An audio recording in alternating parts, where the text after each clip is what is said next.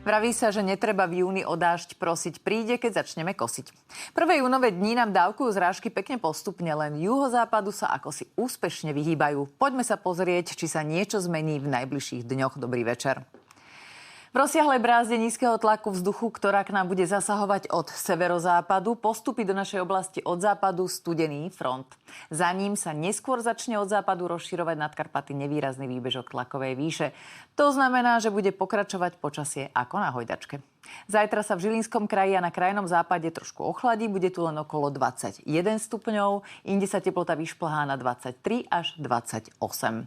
Zrážky sa zajtra vyskytnú pravdepodobne len ojedinele, ale v Žilinskom a v Trenčianskom kraji možno častejšie. Vietor bude fúkať južný, na juhozápade sa postupne zmení na severozápadný a bude fúkať rýchlosťou do 30, v nárazoch ojedinele do 60 km za hodinu. K večeru na väčšine územia postupne zoslabne. V noci bude polooblačno až oblačno, nad ránom začne od západu pribúdať ďalšia oblačnosť, spočiatku môže ešte ojedinele aj sprchnúť. No a do rána sa nám ochladí na 16 až 11 stupňov. V roku 1918, 5. júna v Dudinciach a v Šahách tak silno mrzlo, že mráz zničil celú úrodu kukurice a obilia. Zajtra nám hrozia skôr letné teploty, mrazov sa naozaj obávať netreba. Na západe má prevládať oblačné